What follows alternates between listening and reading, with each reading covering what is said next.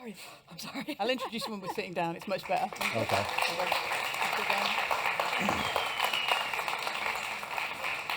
Come and sit where you like. Hi, everybody. Having a lovely day. End of the day, nearly, isn't it? It's lovely to see you all. Welcome to this session on new curators between the digital chaos and the human voice. My name is Miranda Sawyer. I'm a music journalist from the UK that works in old media, meaning I write reviews, interview artists for magazines and newspapers. I am a dying breed. I know this because other journalists have been writing lots of articles about the death of music journalism. But it's not dead. It's just wearing different trousers. And we're here to talk about how curators, critics, and enthusiasts are still guiding fans to the best music out there. And we've got a great panel for you. They're going to be talking us through the digital music chaos. Over here, over there, we have Anthony Fantano. Shall we give Anthony a round of applause? I think we should.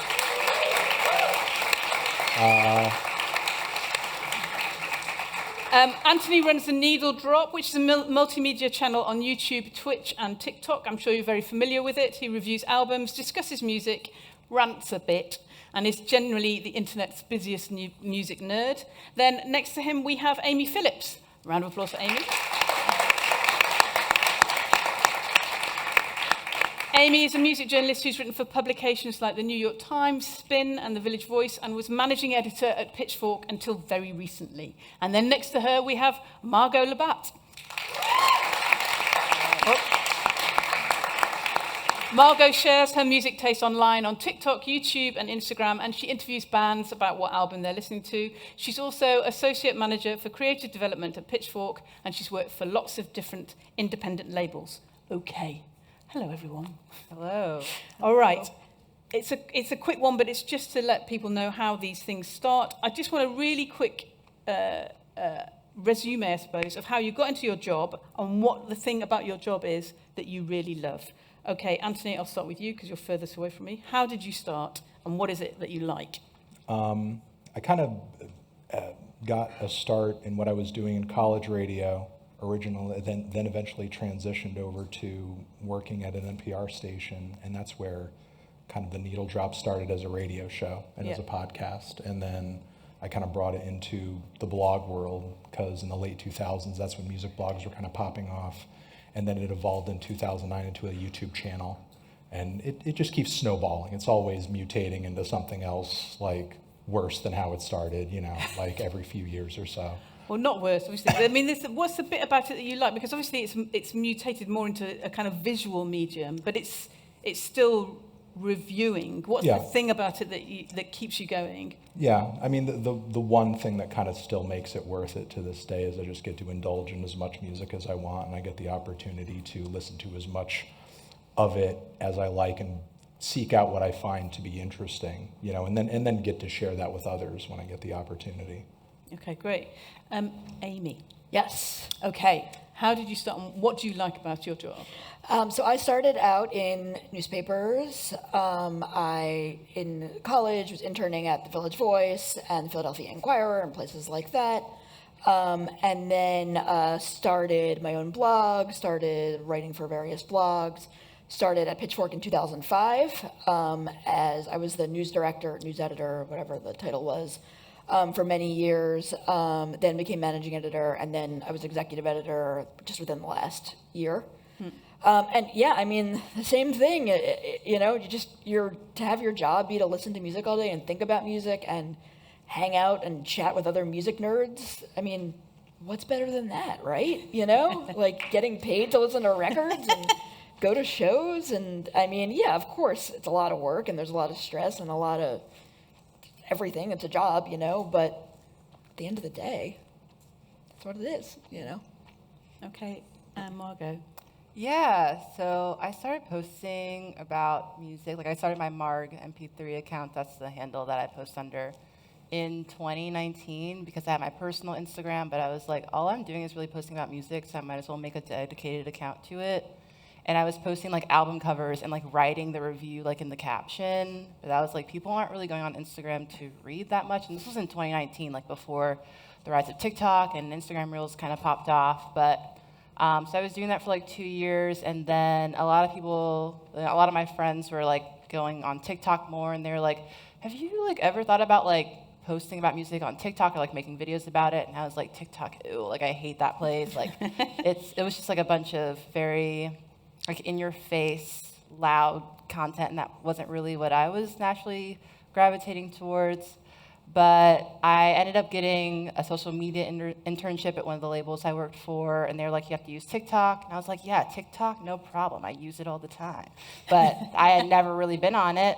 And then I pretty much started making videos because I had to for my internship. And I was like, this isn't so hard. I should start making videos on my own accord and post them on my account. So I started posting TikToks in April of 2021, and then in May of 2021 is when I started getting more views, and I was like, whoa, this is insane. Then I started posting reels on my Instagram in like 2022.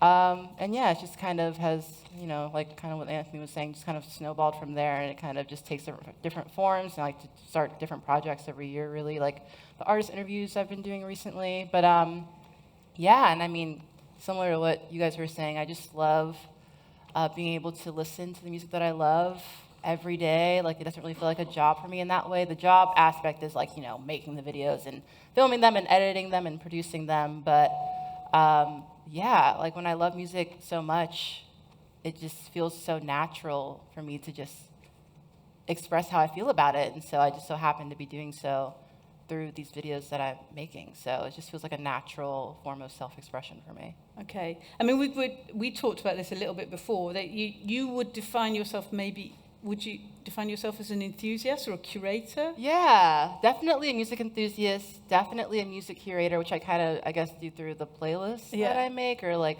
certain events that I hold from time to time, but not really a music critic. A lot of people, you know, ascribe the labels of like, yeah, music critic, music journalist to me. And, you know, none of this was like purposeful, really. I was just posting videos and then they ended up gaining traction. But at my core, I'm a music lover, I'm a music enthusiast. I'm not really like, I guess I'm like recommending music. Yeah. But, you know, it is like, however people want to label it, it doesn't really matter to me. It's interesting though, because I would say that you are a music critic, Anthony, and that it's a slightly different thing. And I would say probably you too, Amy, that there's a slight difference between curating and enthusiasm and criticism. Would you agree? Yeah, no, for sure there is. I mean, I had to learn that just like by trial and error. I mean, I know it probably doesn't seem like it at this point, but I ended up here completely by accident. I mean, I kind of started off in terms of like how I was operating in the world that I thought I was operating in, like much in the same way Margot was. I was like, I'm only going to talk about stuff if I like it. I only care about talking about stuff if I'm interested in it, if I have a positive thing to say. That's all I want to do. And that's how my podcast started. That's how my radio show started. That's how my blog started. And then eventually when I got onto YouTube, I was also only reviewing things that I liked, and that was it. And, you know, I would formally present it as a review. And then I think maybe after a year or so of doing it, I eventually got to a place where like a lot of my reviewers were engaging with a lot of my content and were also sort of like demanding content and were like, hey, could you review this? Could you review that? And that led me to places where I was like, okay, I'm being turned on to artists I'm really excited by and I think are cool.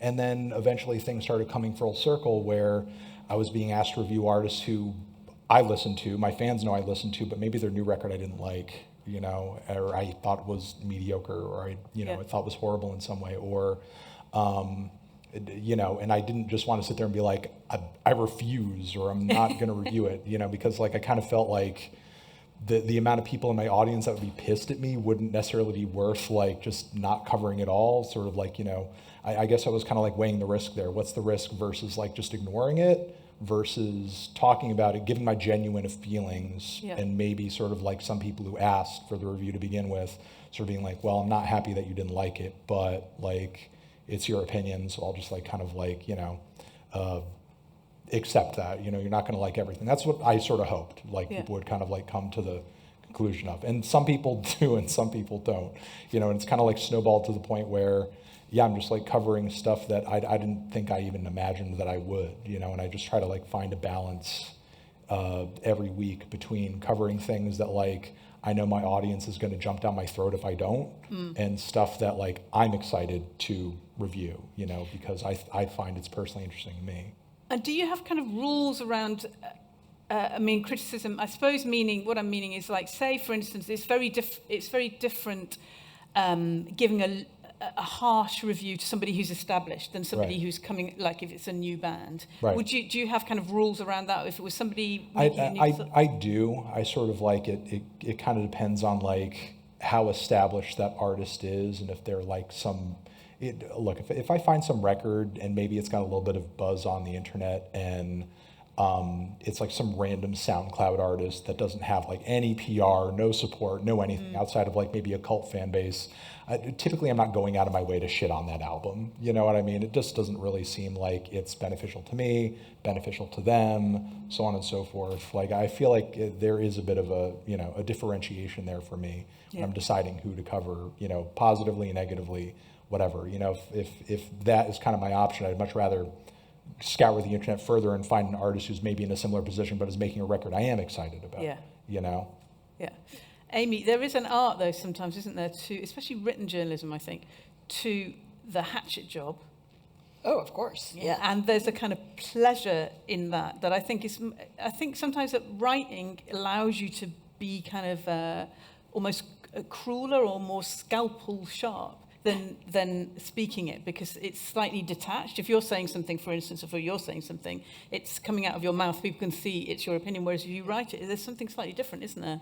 We were actually just talking about this right before, about how I personally, and so many folks that I work with at Pitchfork, could never do what you guys do, with just having literally your face in front of a microphone, giving the opinion, right?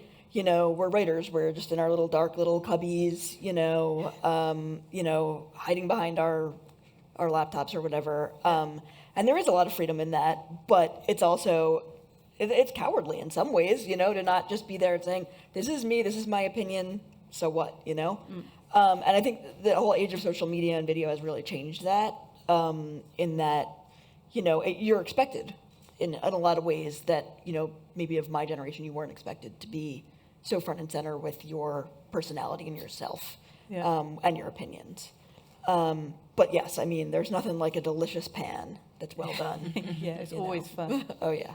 Yeah, I mean, I'll echo what Amy's saying, but also push back and say, yeah, I haven't ever felt like being on camera has stopped me from being mean, if I ever felt like I needed to be nasty. And it doesn't even come down to just sort of like saying anything. I mean, within the last month, I uploaded a review where I was asleep for 10 minutes.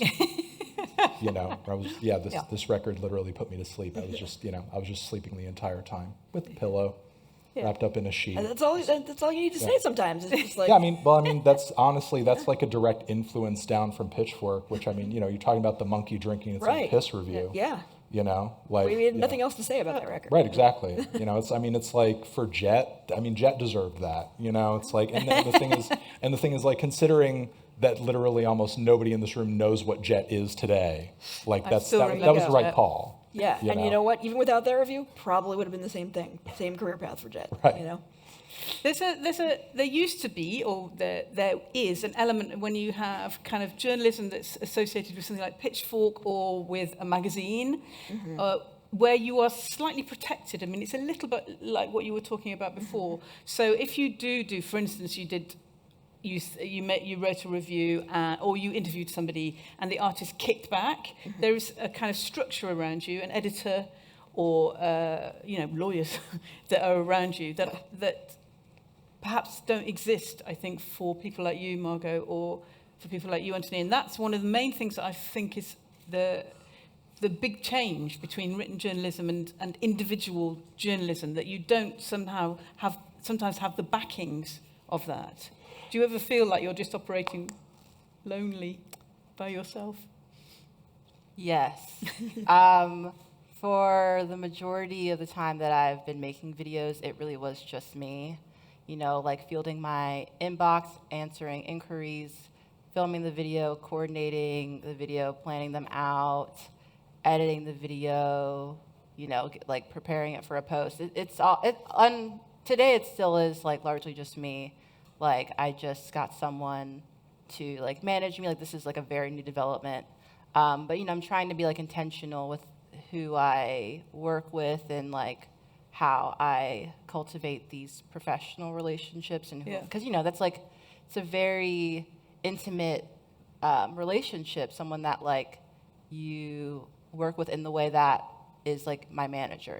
Like we're talking daily, but it has like felt not like lonely, but it is just like a very like it's a profession that really leans into solitude, I guess. But I, just like being on the internet from a very young age, like looking at like content creators and people that like, like vloggers even, like that would comment on the, I guess, lonely nature of making videos and being a content creator.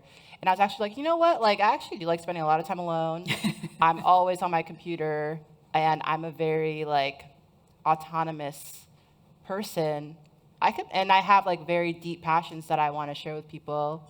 I could do this. Yeah. So Tick, tick. yeah, so which is why maybe it's worked out because I actually do enjoy just like getting things done on my own accord, and I'm also a control freak. So I like to have my hands in everything, and I'm just now learning to offload things to other people, which I think is an equally valuable skill. Yeah.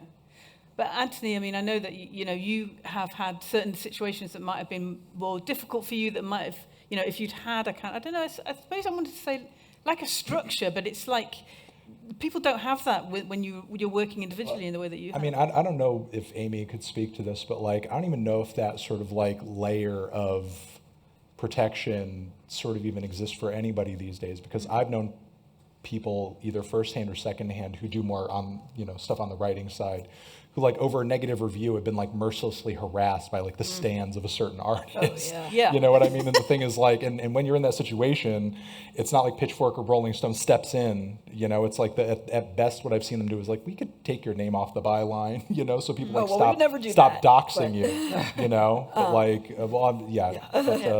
I've known some sites that'll be like, we could take your name off this so people stop looking you up, or something like that. But like, the people who want to get at you, unfortunately, like on the internet, when they're crazy and desperate enough to do so, like they'll do it. Mm-hmm. Yeah. Yeah. Is that what you feel, Amy, that people aren't? I mean, it's interesting to me because I come from earlier, and obviously people couldn't get in touch with you quite the same way, but you would get sued sometimes. You would get people coming at you, and that's when the structure was helpful. But I think you're right, with the internet, it's like the structure can't keep the people from your door somehow. Yeah, that's definitely true. I think where the structure does come into play in a positive way, at least, for what we were doing at Pitchfork, is having other people to bounce ideas off of, to decide, is this, the Pitchfork take? And for better and worse, Look, I was at Pitchfork for 18 and a half years. The amount of records that I disagreed with what Pitchfork thought of, I mean, countless, and same for literally every person on staff, even Ryan Schreiber, who founded it, because eventually it becomes Pitchfork. It's not these people or this person. It becomes this thing that's bigger than you. Yeah. And there's really good things about that and not good things about that. But, I think having, an editor, just from like strictly from a writing perspective, having someone making your argument better, I always think that's good. I never think when I write something like my first draft is very good. And, I think it would be terrifying to me to just go out there and like what you guys do and just say the thing, without having someone else look at it. Maybe you do have someone else look at it and give you feedback, but. Oh, I most definitely do. Like it's taken me sort of like a while to get to the point where I have the team of people around me that I do, that are sort of like looking over all my content, but especially on my main channel, I do have an editor of mine who, sort of like goes over every review and makes sure that I'm like pronouncing titles correctly and so on and so forth and stuff like that. And like, if some point that I've made about a track isn't like bolstered enough or doesn't make sense, or if like on the occasion that like I've misread a lyric or something, they're there to sort of like, and I pay them to do so, to Yeah. sort of like be there and double check everything that I'm saying. Fact to make sure checkers. I'm making sense. So important. Yeah. all Yeah, around. very much. Yeah, like I have not gotten to that point, so it's Come on, just Margot, me it's gonna doing come. all that. Yeah, I'm just like spending hours. That's why it takes a long time to just make a 90-second video, because Yeah. I'm like making sure that every second counts, that like every point is like intentional and deliberate, that I'm pronouncing things correctly, that I'm getting like years correct, Yeah, it's still just a one-person job. That's that journalism, aspect. though, isn't it? That constant Yeah, check, it's the yeah, facts. I mean, what you're talking a little bit about Pitchfork, and I know that you have, and also yours is building as well, is a community, isn't it? So it's not just, you're talking about the editorship that might help the product, if we want to call it the product, but actually it's a conversation all the time about music that your fans are talking to you about, that you get a lot. It's a constant conversation feeding into what you're doing, isn't it? Yeah. I mean, when you come to if you have people saying, review this review this album, do this, do that. I mean, there is a little bit of a kind of the side to the internet that can be difficult. There's a bit where it tells you what it wants you to do all the time. Yeah, no, it's true, but I mean, it's like, that's like the con and the pros outweigh it, because there is like, again, like the process of being able to do what I do and sort of be able to see actual like, impact in terms of like numbers and engagement when I talk about an album or talk about an artist that I'm excited about, and I get other people excited about it too. It ends up making it, worth it. Yeah. And also, the fact that it's built up to a point over years where I can employ people who are also passionate about what I do too, and they're just as gung-ho about it as I am. It's like you become your own magazine. Yeah. Yeah, and there's also, within that conversation, artists can get involved. Obviously, they can get upset. The old days they used to shout at you across a bar, but it's not quite like that now. They will get in touch with you. And that I find quite interesting, because there's always an idea with an artist that they'd like, why are you not just telling me I'm great all the time? And of course that cannot happen. And I know that can be, you've had difficulties, or not difficulties, you've had conversations around that, and that's very constant in Pitchfork as well, right? I mean, difficulty, yes, Yeah, for difficulty. sure. Yeah. Yeah, I mean, do you want to talk, I mean, without naming names, but how would you deal with that kind of conversation between artists and criticism? Well, always, if they were bringing up some sort of factual point, Yeah. you got this literal thing wrong, we would always issue a correction, be very upfront about that. But if it was, just some griping about whatever, you just ignore it. You can't engage with it. You can't fan the flames. You can't, it's just how it is, If it gets to the point of, real threatening, violence, and that certainly had happened sometimes, I'm not going to name any names, but that is where it was good to have, a legal and security team behind you, of Yeah. course. Didn't happen to me personally, but other people at Pitchfork. Yeah. So, yeah, I mean, I get it. You pour your life into this record, and then some person on the internet has an opinion that doesn't jive with it, But, I think we all think it's important for that. Yeah, it's important to reflect back. Yeah. And what about you, Anthony? I know you've had chats, shall we say chats, with artists? Yeah, it's been a range of different chats and reactions, and I Yeah. don't know, it's really just like it's a case-by-case basis. I mean, it's like, I've had everything from somebody taking issue with the fact that I didn't like a certain bar because maybe I pointed out that maybe it was offensive or something. Then he literally asked me to sort of like, don't ever review my stuff again, and I didn't, but then later down the road he came back and he said, hey, I'm sorry I said that, we're cool now. And I was like, okay, whatever, Do like, review me again. yeah, there's that stuff. There's been people who have come through and said hi and introduced themselves, and that's cool. And there's like a cool acquaintanceship there, but simultaneously, they know the nature of what I do, and it's like it's not like a friendship, and this isn't going to sort of like change the nature of like how I react to and Yeah. comment on your music. And there's been like literally within the last year, an artist who I've covered very positively in some other interview style video talking in great detail with my name bleeped out about how he would kill me. That's nice. Yeah. And I'm actually looking forward to reviewing his record when I get back home. I bet. It sounds pretty good so far. Yeah. I might work in like a joke about like that or whatever at some point. But yeah, it's like it really like, there's a range. It never goes one way. It's never the same thing twice. Yeah. I wanted to talk to you a little bit. I mean, part of the idea behind the chat that we're having, I suppose, is that you are, all three of you, music enthusiasts, and your music taste is enjoyed by other people. That's why they come to you and they're like, we enjoy what you're doing, this is great. There are other ways of getting music. My children get music in another way. They get it quite, I suppose, not algorithmically, but that kind of way, TikTok, that friends always will recommend things. How do you ever use this? How do you see that sitting within what you're doing?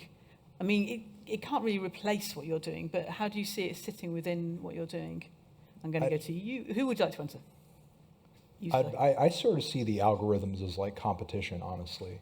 I feel like slowly but surely they're kind of pushing us back into like a bit of a cultural dark age-ish kind of situation that mirrors like the late 90s, early 2000s of like Clear Channel, Viacom, like basically owning all the radio stations and everything and homogenizing and condensing down like any and all music and art and culture that you're being exposed to like on any given day. Yeah. Through through radio, through MTV, through VH1, so on and so forth. So the amount that you're seeing and hearing all the time is sort of like narrowing further and further and further. And I feel like the only opportunity that you're going to get to sort of like break outside of that is not necessarily looking to someone like me, but just another person. Yeah.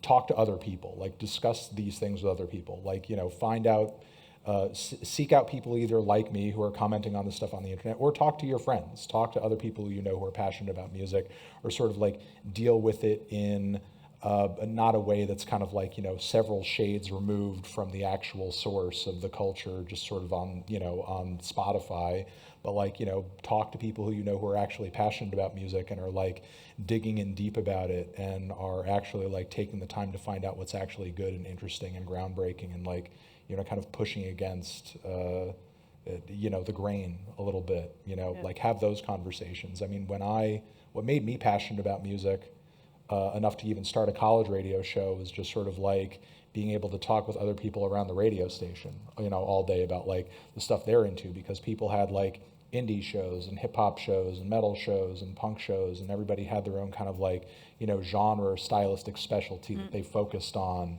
And it was cool to be able to kind of like pick all their brains respectively, or just kind of like go into the radio station and hear somebody randomly playing some CD or artist I've never heard of before and be turned on to it, in that way. That was like how I got exposed to it, sort of like talking to other people who I knew were passionate about music too.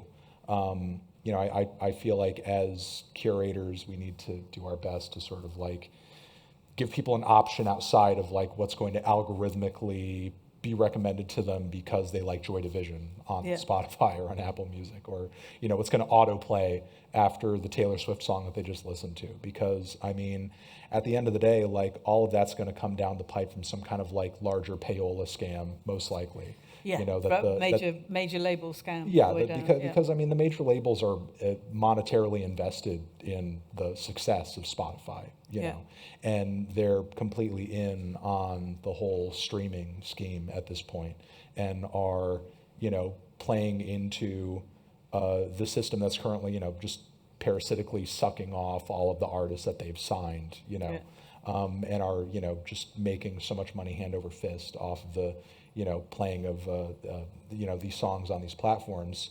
And, again, I think it's important that we sort of like remind people that there are not only alternatives to that, but there are alternatives to what those platforms are pushing on any given day. Yeah. Plus, they always get it wrong, I always think, the algorithm. Like, if you do follow Joy Division, they'll never get it right. It's just rubbish. I think that's really, that's really interesting. What you're talking about really is specialism and enthusiasm, which can't be, it can be slightly replicated, but not really, because people are weirder always than an algorithm, aren't they? And that kind of specialism is the bit that I really enjoy about music journalism, that people will find that way in. I mean, do you find anything on algorithms, or not really? The algorithm is useful to me where a good example is, I don't know if this happened to everybody else, but for a few weeks there, literally any song I would play on Spotify, Sabrina Carpenter's Espresso would play after it. Yeah. Coincidentally, Yeah. right? And, at the beginning, it was like, oh, right, this is that Sabrina Carpenter song. I keep meaning to listen to it. I should listen to it, you know? Yeah, it's good for knowing what's being shoved down everyone's throat. Right, yeah. Yeah. So it's literally from like a useful thing. But yeah, I mean, look, the Discover Weekly playlist, there's been things I've found on there that are like, okay, yeah, this is cool. But it's certainly not, for me, a go-to thing. I just wanted to pick up on what you were talking about, niche and specialization. Yeah. I feel like as you were talking about, as we're getting back to this early 2000s monoculture, everyone's listening to the Sabrina Carpenter song because Spotify's playing it no matter what you're listening to. That niche and specialization and things like what you guys are doing is what people are going to hunger for, whether they know it or not. That's the thing. Is, it is a lot easier when, you would go to the newsstand and there would be, NME, Melody Maker, Smash Hits, et cetera, right in front of you, to really have to know, okay, to go to the Needle Drop or to go to Mark.mp3 or even Pitchfork, a niche specialty at this point. But there's always going to be people seeking that out. It's just, how do we find those people is the question. The $1 million question. Yeah. And Margot, do you want to talk to that about the idea of specialization? Because you have a very particular taste, of course. Yes, yeah. And a lot of people that are part of my audience will message me and be like, whenever I don't have something to listen to, I just will go on your page and just scroll.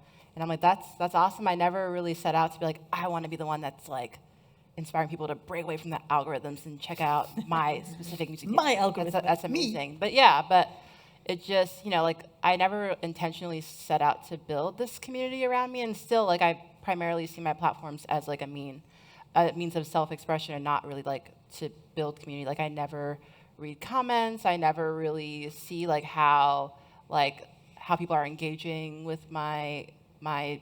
Why not? Just to honestly minimize my time online. I don't really watch Instagram stories. I'm mainly just viewing my platform now that I'm primarily a producer on social media rather than a consumer. I don't really want to be both because I do enjoy being a person in the real world. So I just mainly view it as a one-way stream of information. I'm posting, and then on TikTok I'll just post, and I won't go on TikTok until I'm posting again. So for instance, Sabrina Carpenter Espresso, I hadn't really heard it until I saw that she performed on SNL, and I'm like, oh wait, yeah, I've heard this song in the background of certain videos I've seen, but I don't know, I feel I exist in a certain corner of the internet. I have my go-to places for discovering music, or I use Spotify a lot to discover music, but not through Spotify editorial playlists or algorithmic playlists. It's mainly I'll have mutuals on Spotify that I don't follow them anywhere else, but I mainly typed a keyword I don't know, or just saw an interesting profile picture, and I'm like, this person has really great playlists, maybe even similar to my own Spotify page, and I'll just follow them on Spotify, but I don't know anything else about this person, but I know that they have great playlists. Yeah. And because the algorithm a lot of the time, especially on streaming platforms like Spotify, it doesn't have any nuance, it doesn't have any character, which is why it just feels very monogamous. It's just it's too curated, whereas when a person creates a playlist and, I find it and I listen to it, I'm like, oh, they have songs from all different genres, and it's sometimes way out of left field. But I'm open to that, which is why I enjoy it, and I feel I have a very similar vibe with a lot of the playlists that I create. So yeah, and when I was really getting into music during my formative years, in high school and college, I was mainly going to text-based platforms. I was, reading Pitchfork a lot. I was always on Reddit.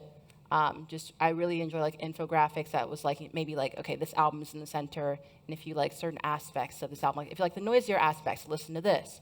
Or if you I know exactly the pictures that you're talking about. Yeah, if you this album, if you want more lo-fi. Yeah, if you're really into the lyrics, listen to this. And that was always made by people. Maybe today they're being made by AI, I don't know. Yeah. But yeah, so I was always kind of like interested what other people were saying since like online. Like Yeah. since I wasn't really talking to other people about music that I was into when I was a teenager. It was like a very like individualistic thing that I was afraid to share with other people because I was like at parties, you know, like where I'm like socializing with other people, we're listening to like Future or something or like Playboy Cardi.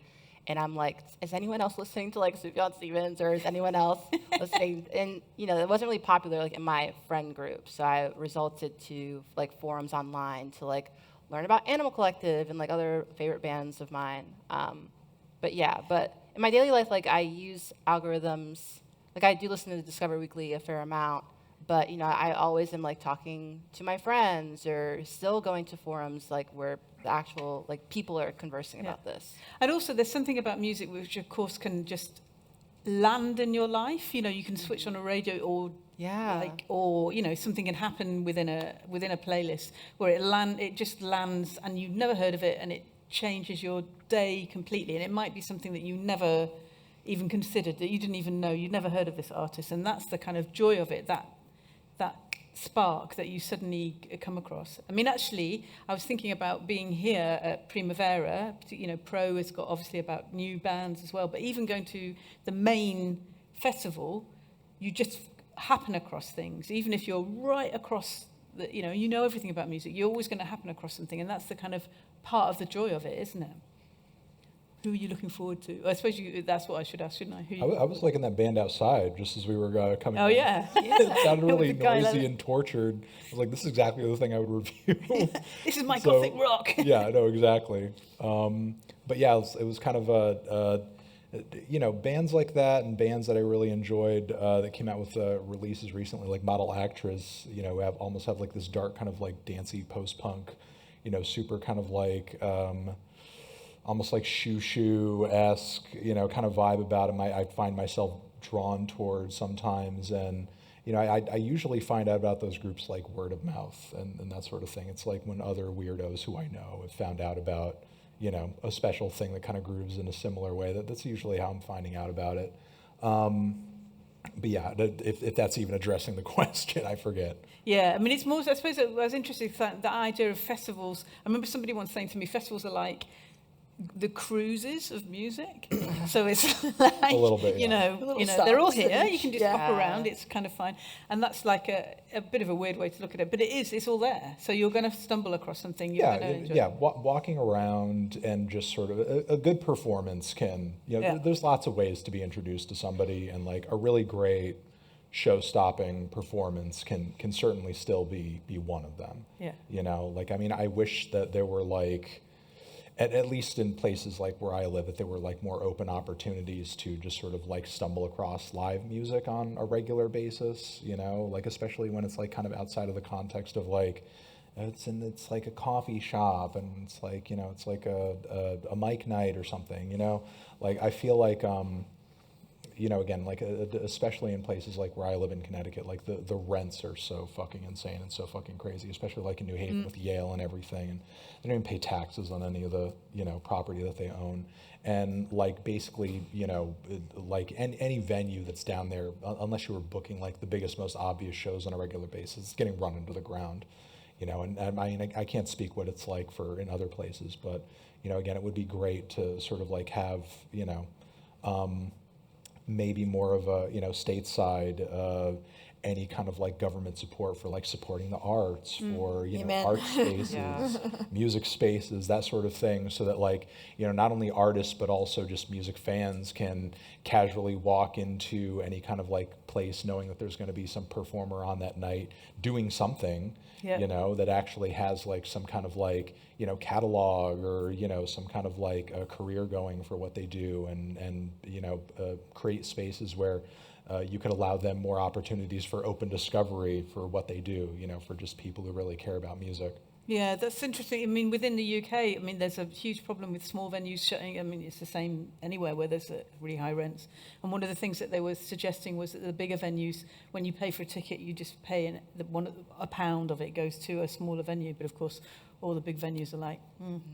We don't want to do that. Yeah, and it's not perfect, but in places like Australia, they mandate a certain amount of local music be played, on the radio stations over there, which man, wouldn't that be great? Like if that were like state mandated or something, for certain, areas in the States, that like artists within sort of like, the borders of where they live have to be sort of like supported by local radio or something, Yeah.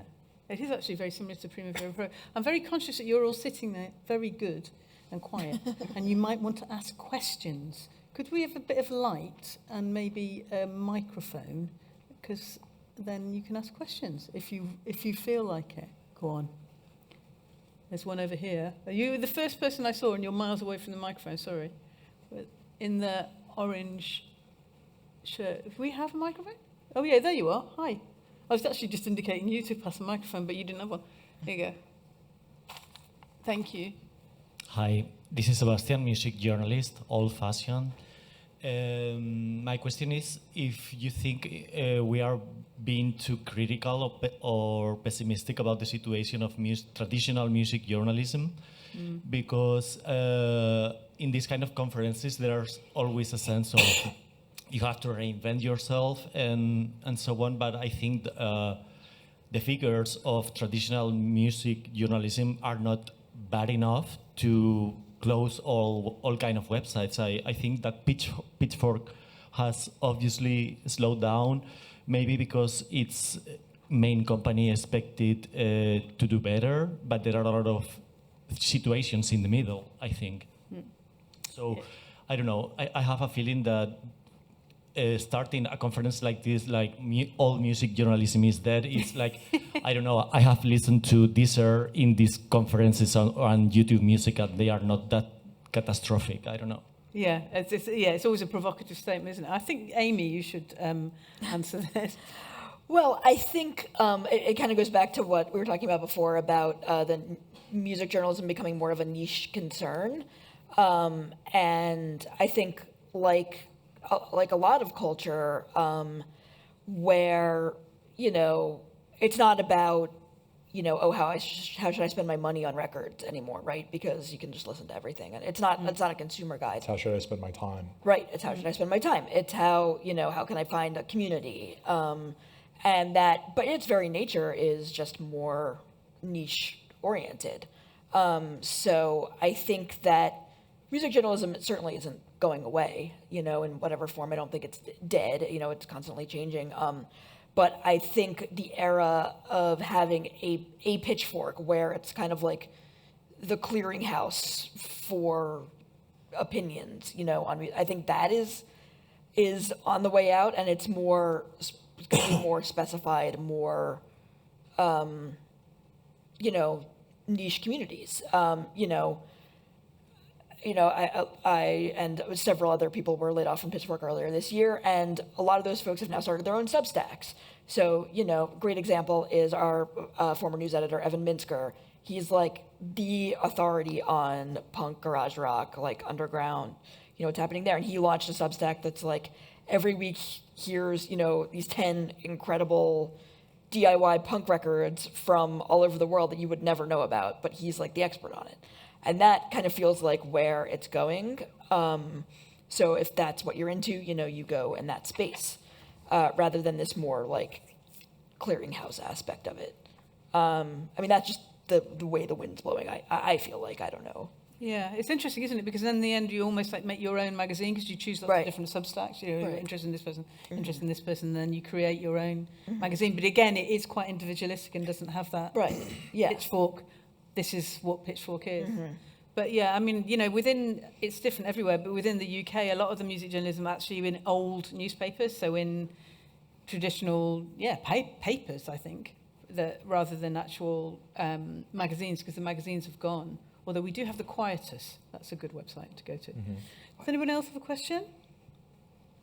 Ooh, look, quite a few in the middle. Do you want to pass it down this way?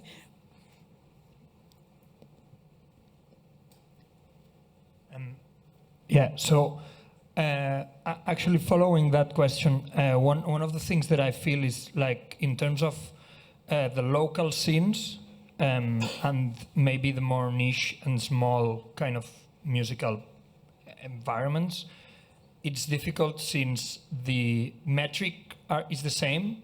So like views and likes are things that will get you money.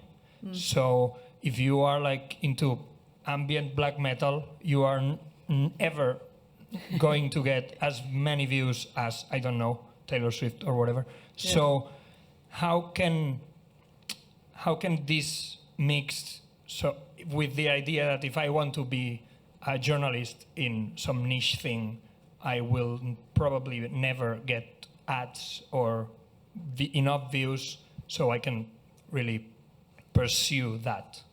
Yeah, you're talking about funding. I mean, you're talking about funding journalism, really, aren't you? Yeah, or Yeah. I am an artist myself, and I feel I have to compete against pop artists, and Yeah. I do like traditional folk music, which it's not. I'm not going to ever compete, but the people that are going to pay me are watching the likes. So how does that, you know? Yeah, that's interesting. Who would like to take that? Again, I feel like this is a result of like what exactly we were kind of like talking about earlier with how homogenized the algorithms and the recommendations are becoming through Spotify. I don't have a silver bullet answer to this, but like, at least in my own experience as a music fan who, I'm almost 40. I remember the age of cassettes. I remember the age of CDs. I remember the dawn of MP3s and downloading and so on and so forth. I remember the dawn of YouTube. I remember all of that. And in terms of like the widespread exposure and like larger discourse that I used to see around like experimental music around like 08, 10, 11, 12, it was a lot more broad. And I think like, there was more of a feeding frenzy for stuff, even like black gaze music. That I'm not really seeing as much right now. I think, again, because there aren't as many opportunities online for people to stumble across that kind of stuff organically. And nowadays, when people are looking for music, they're going on Spotify, which is about like the equivalent to walking into an FYE. It's like when you walk into an old big box CD store, the first thing that you're going to see when you walk in is not the experimental folk album. And I feel like it's limiting the amount of stuff that people are being exposed to. And as far as like, kind of doubling back to the journalism, comment, I feel like this is all kind of like coming hand in hand. I don't think music journalism is in the state that it's in because there's less of a demand for music journalism, or that it's, obviously like, I feel like over time it's going to, or it probably should change in terms of like how it's delivered and how it's shaped and so on and so forth. But, I feel like we're looking at sort of like platforms like Pitchfork and Spin and so on and so forth, being at a bit of a weaker posture because of dog-eat-dog capitalism and these companies being bought out by other corporations and then essentially just like turning them into a billboard rather than allowing them to do what they do and, keeping them alive for the sake of, their cultural importance. Like, it's, again, this is like more of a phenomenon that we have going on all the time in America, like Toys R Us. Toys R Us didn't close because people didn't like toys, or people weren't going to Toys R Us. They got bought out by a company that hollowed them out monetarily, and then they took all the profits and they shut the company down. Like, that's what happened. And like, that's how, unfortunately, like a lot of our cultural institutions are being treated right now by investment capitalists, by larger companies that just basically want to buy them out and just use them as an umbrella for an overall sort of like portfolio. Oh, here are all the, websites that we own. Here are all, and then in the process of that, you lay off 50 or 75% of the staff. So it's like they even have fewer means than they did before to sort of like have people going out there and looking for new artists and writing reviews and, sort of like creating online content. It's all being hollowed out and destroyed. And, I feel like, what people like I and Margot are doing are sort of like, a bit of a response to that in the next wave. But the thing is, like, not everybody has the privilege and the means and the opportunity to sort of like, do what I did. I mean, I didn't come from a lot, but the thing is that the fact that I still was able to go to college and I had parents who were supportive of me and what I did with their blue collar background, like I still had the ability to sort of like spend a certain amount of time at home working on what I was working on and, sort of like passionately pursuing it without having to worry about like where my next meal was coming from or something, so I could actually kind of like pursue it until it took off. Not everybody has those means, not everybody has that opportunity. And unfortunately, like, I feel like until we find some way to economically reject this this trend, like, it's just going to continue, and it's probably going to get worse. Thumbs. But keep going. We don't all just want Taylor Swift. Okay, next one. So a little bit related to this, but also not really, is like I feel also that a lot of discontentment and distrust is growing among traditional music journalism, because I think that people are getting very much used to just feedback on their own echo chambers. Like, yeah, the algorithm, it's just like super curated. There is like no edge, or it's difficult to find like that human touch of edge or whatever. And it's just like they know that the feeding onto the same echo chamber gets more likes and gets more. So I feel like there is now people like distrusting. Pitchfork.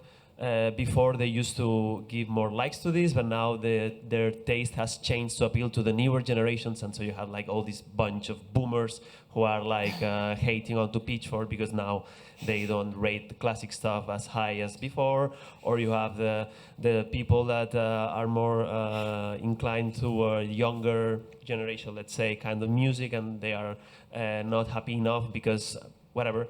And so I feel like this classic journalism is trying to appeal now like to everyone to keep the larger the audience that they can. Meanwhile, they have like these other means of getting music recommendations that is just getting and more of the opinion that they already like. And then there is like the few of us that we don't care about this and like we can listen to everyone, but unfortunately this is not the bulk of people. And so how do you feel about this kind of demise of the traditional music journalism and like how to compete with that also? I mean, can I just really quickly say that to me, that actually what you described sounded actually quite healthy, because there was a lot of arguments going on there. So there's like an argument between what people used to like, and then they've got new critics that like something different. So that, you know, you just described almost like a kind of little ecosystem where people were arguing, and it sounded quite positive, although I do understand that you didn't mean it to. I was like, yeah, it sounds good. What do you think? Yeah, I mean, you just brought up like how there's the bulk of a lot of music journalists and critics today that might, in your opinion, like seem like they're trying to appeal to the masses and like appeal to something that everyone likes.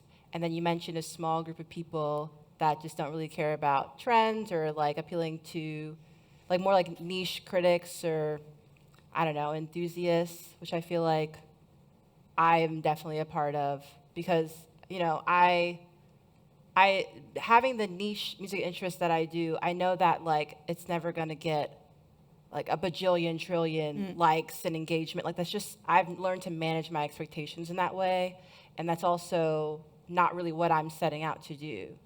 I'm pretty much just like, this is my taste. You can choose to engage, you can choose to not engage, but if I were to, I don't know, I mean, yeah, Espresso is an amazing song, don't get me wrong. Sabrina Carpenter is doing her thing. But I'm not like, oh, I'm going to offer my opinion about Espresso by Sabrina Carpenter, because that just doesn't feel true to me. There's also a point where you feel like it's not needed. No, like there's so many, that's another thing that's like the main driver of my personal platform, is that, you know, I only share stuff that I feel very positively about and that I'm really excited to share and want other people to listen to. Because if people want to hear negative opinions or like harsher criticism about the same album, or like, I don't know, the new Taylor Swift album, there's a bajillion other places that you can go that isn't my platform to get that information. So I'm like, this is this album that I like that came out in 1982, and it was like made by Ben Watt, half of Everything But the Girl, and this is what I'm into today, and that's what I feel like posting about. And in a way, I feel like that's evergreen. Like, it's always going to be relevant, because it's not like the new, Dua Lipa album that came out today, you know? So I I've learned to manage my expectations and also just remain true to myself and know that I'm not going to always appeal to the masses, and I don't think I'm ever going to have like millions of people looking at my platform, and I'm okay with that. As far as like, what you're asking about, like how we feel about the demise of traditional music journalism, I mean, yeah, I feel like we've spoken to that, and I don't think it's necessarily going away. There's always going to be niche communities that, like myself included, like I'm always going to want to read music journalism and criticism, like, the Quietists. Loud and Quiet is another really great publication out of the UK. All these quiet names, I don't know, but it's really Then cool. they're not very quiet when you Yeah, do them. no, yeah, but Really noisy. there's always going to be like smaller music platforms and publications and blogs even. Like if you really, there are still like HTML blogs stuck in time that if you look up certain albums, they still exist. And I bookmark a lot of these, and that's where I find a lot of cool music that I'm not going to get served to through algorithms, etc. Yeah. So there's always going to be a need for it, but you might have to look harder for it, and the community might be smaller, but I don't think the demand is lessening at all. Okay. Right, we've got time for one more, I think. Oh, hello. So, this is to all of you on stage, apart from you, Mum. That's my son asking you the question. What skills at the various stages of your careers have helped you to get to where you are?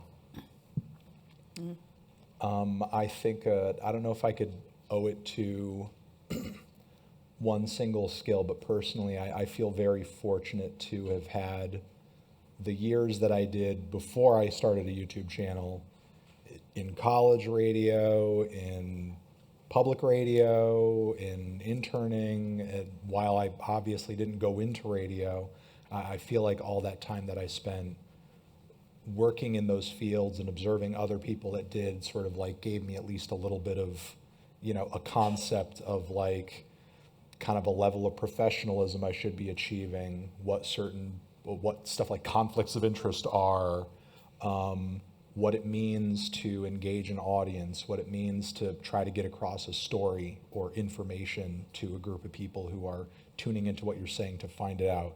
I feel like if I just went into YouTube raw without knowing those basics, like my trajectory up until this point would have been a lot more fucked up.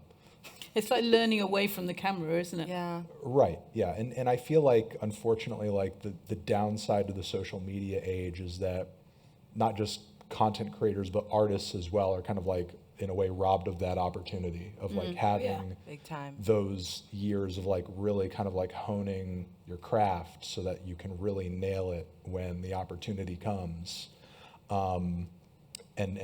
But again, it's you don't really have that chance if you put a random song up on the internet, because everybody's putting their stuff out there just to find out what people think about it. Nobody knows that, their next song that goes super viral is going to be the super viral track. I mean, I was talking with a friend recently about like Lana Del Rey and the way that she's like evolved over the years, and the fact that she sort of like bombed at that SNL performance. But the thing is, like, despite the fact she wasn't ready for that, when you're Lana in that situation, like, what do? Do you just do you go to SNL and you're like, can you give me like a few years to like, it's like you don't even know if you're going to be hot in 2 years. You know what I mean? You can't just say no to SNL. Even if like you think on some level you might not be ready, like of course you're going to say you're going to do it. So it's like it even if the performance didn't come out in a way that was flattering for her at the time, like simultaneously you can't really blame her for still doing it. Because again, we've sort of been prevented from having that opportunity now, where you kind of go up through the ranks and you kind of, while I appreciate the fact that there are people who are able to now kind of circumvent that and sort of like gain popularity on their own, because it's a really cool way to kind of like bring exposure to artists who wouldn't have gotten it otherwise. Simultaneously, like, there is kind of like a phenomenon where there are a lot of people that strike it big and they're not ready for it, and it ends up kind of like being to their detriment in a way, because like they didn't have the right people on their team, on their side, so on and so forth, because they're like scrambling to find out how to sort of like navigate this insanity. And again, I'm glad that I had like enough media exposure before that point, and that things for me snowballed very slowly over time to be able to kind of like figure out what I was doing. Yeah. What about you, Amy? What are your skills? I think kind of underrated skill is reliability and consistency, which are related. People would always ask me, why do you think Pitchfork was so successful? And of course, there was the strong opinions and good writing behind it, but the fact that just there was new content every day for years and years and years and years, and no matter what, there would be a new review on Pitchfork. You just knew that was happening, and that's a lot of work. It's a lot of just grunt work. It's just I ran the news section for over a decade, and just the grind of just getting the story up. The reliability is you. Right. It comes out there. Right. The fans get it as a reliable, but it's just reliable because you're reliable. Right, exactly. And, we've certainly had plenty of writers over the years who were incredible writers, incredibly talented, but just couldn't keep delivering and keep, just making your deadlines. I mean, look, making your deadline, underrated, right? Not everybody can do it. And it's work. This is all, we love it, it's fun, but it's work. And being professional and consistent is so key. Yeah. I just looked at my son because I've said that to him before, and he's like, okay, she didn't tell me to say that, I promise. And what about you, Margaret? Yeah, no, I totally agree. Just having a certain type of work ethic. I never really realized how good of a work ethic I had until I started making these videos, because, even up until where I am now, it's not like, I'm getting a paycheck every week to make these videos. It's like a personal drive and motivation that I have to keep going. Even for the first year or two that I was posting about music online, I maybe was posting to under 1,000 people. So I was it's not like I'm getting a lot of I had a small group of friends. I was we love this, and it was friends and friends of friends, which was meaningful to me. But because I had never really paid attention to engagement, I was just doing it because I loved talking about it. Having that personal motivation and having a good work ethic to do a lot of the grunt work that comes with making the final product, that goes a long way. And yeah, having a certain level of professionalism, also very underrated.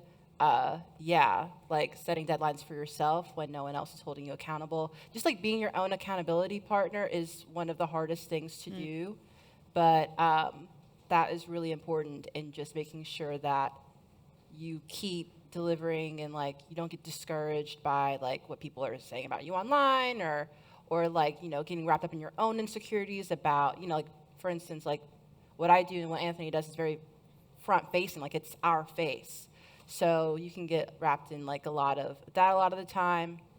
But I don't know, what's really worked to my benefit, especially when it comes to posting videos online, is to honestly think just a little less. Don't overthink it, because the more you overthink it and the more you start doubting yourself, the less you are likely to just put it out there. Yes, think before you act, and make sure that you're covering all the bases and putting out content that might be meaningful to at least you and hopefully to other people as well. But yeah, don't hinder yourself by getting wrapped in I don't know, cycles of ruminations and is anyone going to care? Why am I even doing this? No, maybe try to just think a little bit less and just do it, or else you're always going to be holding yourself back. So yeah.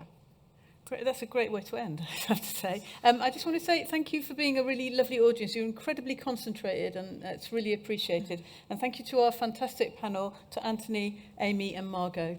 Have a lovely evening. Thank you.